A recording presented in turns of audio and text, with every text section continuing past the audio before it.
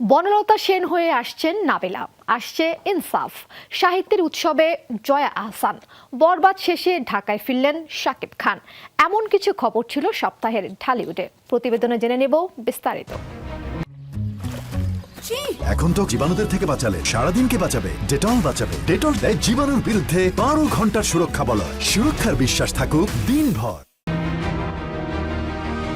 আয়নাবাজির মাধ্যমে সিনেমা জগতে পা রাখেন নাবিলা। সবশেষ শাকিব খানের বিপরীতে তুফান সিনেমায় দেখা যায় তাকে। এবার জানা গেল বনলতা সেনের অপেক্ষায় প্রহর গুনছেন নাবিলা, যেটি নির্মাণ করেছেন ৪৯ বাতাস খ্যাত নির্মাতা মাসুদ হাসান উজ্জ্বল। ২০২১-২২ সালের সরকারি অনুদান পাওয়া বনলতা সেন মুক্তি পাবে চলতি বছরের প্রথম ভাগে।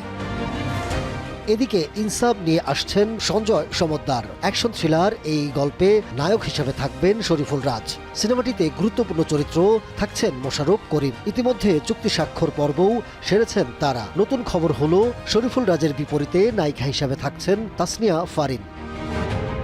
অন্যদিকে সাহিত্যের উৎসব মাতালেন জয়া আহসান। প্রতিবছর কলকাতায় অনুষ্ঠিত হয় কলকাতা লিটারারি মিট। সাহিত্যের এই উৎসবে সিনেমা, গান ও সংস্কৃতির বিভিন্ন মাধ্যম নিয়েও কথা বলেন সাহিত্য ও সংস্কৃতি অঙ্গনের ব্যক্তিরা। গত বছর শ্রোতা হিসাবে অংশ নিলেও এবারই প্রথম আলোচক হিসাবে অংশ নিয়েছেন অভিনেত্রী জয়া আহসান।